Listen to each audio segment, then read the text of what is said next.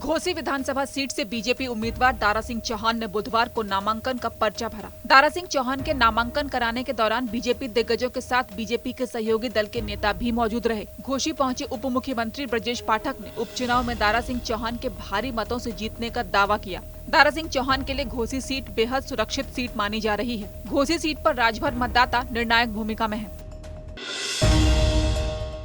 मुख्यमंत्री योगी आदित्यनाथ ने बुधवार को अपने सरकारी आवास पर उत्तर प्रदेश राज्य फॉरेंसिक विज्ञान संस्थान के प्रथम शैक्षणिक सत्र 2023-2024 के छात्रों और शिक्षकों से मुलाकात कर उनके साथ संवाद किया। इस अवसर पर बोलते हुए सीएम योगी आदित्यनाथ ने कहा कि अगर हम टेक्नोलॉजी के अनुरूप खुद को तैयार नहीं करेंगे तो पीछे रह जाएंगे, आम आदमी के साथ न्याय नहीं कर पाएंगे। इसलिए प्रदेश सरकार ने तय किया कि यूपी में उत्तर प्रदेश फॉरेंसिक इंस्टीट्यूट की स्थापना की जाए। टेक्नोलॉजी बहुत आगे बढ़ चुकी है, अगर हम उसके अनुरूप अपने आप को तैयार नहीं करेंगे, पिछड़ जाएंगे। हम एक कॉमन मैन के साथ न्याय नहीं कर पाएंगे और इसीलिए प्रदेश सरकार ने तय किया कि हम लोग यहाँ पर उत्तर प्रदेश में Uttar Pradesh state institute of forensic science की स्थापना करेंगे। इंस्टीट्यूट के निर्माण की कार्रवाई को आगे बढ़ाया और आज मुझे प्रसन्नता है कि इसका पहला बैच 5 ब्रांच के साथ अपना कार्य प्रारंभ किया है। घोसी सीट पर होने वाले उपचुनाव को लेकर सपा प्रमुख अखिलेश यादव ने बीजेपी पर निशाना साधते हुए कहा कि बीजेपी समीकरण नहीं बना रही, बल्कि पैसों का इंतजाम कर रही है, लोगों को डराने का इंतजाम कर रही है। यूपी सरकार पर निशाना साधते हुए सपा अध्यक्ष अखिलेश यादव टमाटर के बढ़ते दामों, बेरोजगारी जैसे मुद्दों को उठाते हुए सरकार को झूठा तक कह गए। उन्होंने कहा कि यूपी सरकार झूठी है, सरकार के पास महंगाई, टमाटर के बढ़ते दामों और बेरोजगारी को लेकर कोई जवाब नहीं है। घोसी में समाजवादी पार्टी जीतने जा रही है। समाजवादी पार्टी घोसी का उपचुनाव ऐतिहासिक वोटों से जीतने जा रहा है। बीजेपी समीकरण नहीं बना रही है, बीजेपी अधिकारियों को बैठा रही है, पैसे का इंतजाम कर रही है, लोगों को डराने का इंतजाम कर रही है, लोगों पर कैसे दबाव बना करके वोट लिया जाए। लेकिन हमें घोसी की जनता पर पूरा भरोसा है कि घोसी का संदेश उत्तर प्रदेश नहीं देश में जाने जा रहा है। निषाद पार्टी ने बुधवार को गोरखपुर में पार्टी का 8वां स्थापना दिवस मनाया।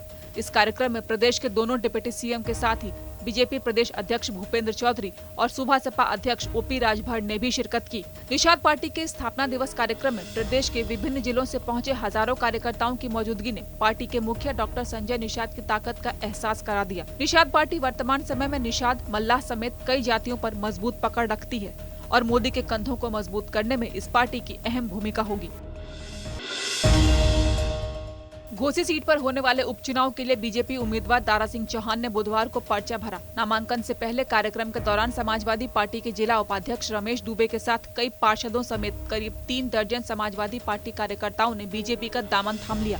घोसी विधानसभा सीट पर 5 सितंबर को उपचुनाव होने हैं, लेकिन उससे पहले ही बीजेपी ने करीब 3 दर्जन सपा नेताओं को पार्टी की सदस्यता ग्रहण करवाकर सपा को उपचुनाव परिणाम से पहले ही जोरदार झटका देने का काम किया है।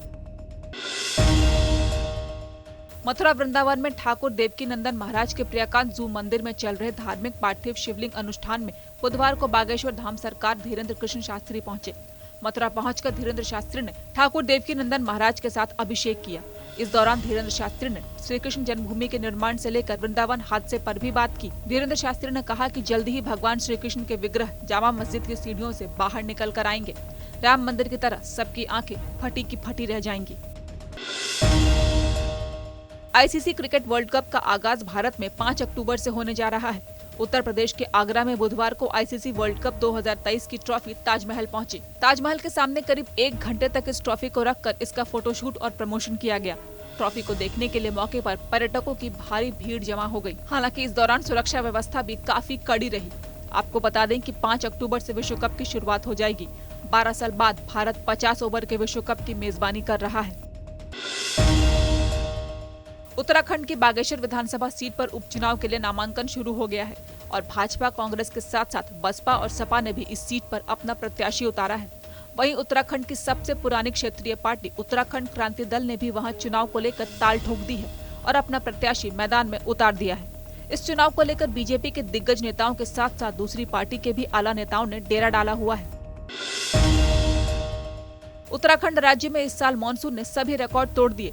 हिमाचल हो या उत्तराखंड, दोनों ही पहाड़ी राज्यों में बारिश आफत बनकर बरस रही है, जिसके चलते पहाड़ों पर लगातार भूस्खलन और तमाम नदियां उफान पर हैं, जिसका असर पहाड़ से शुरू होकर मैदानी इलाकों में भी बाढ़ के रूप में देखने को मिल रहा है।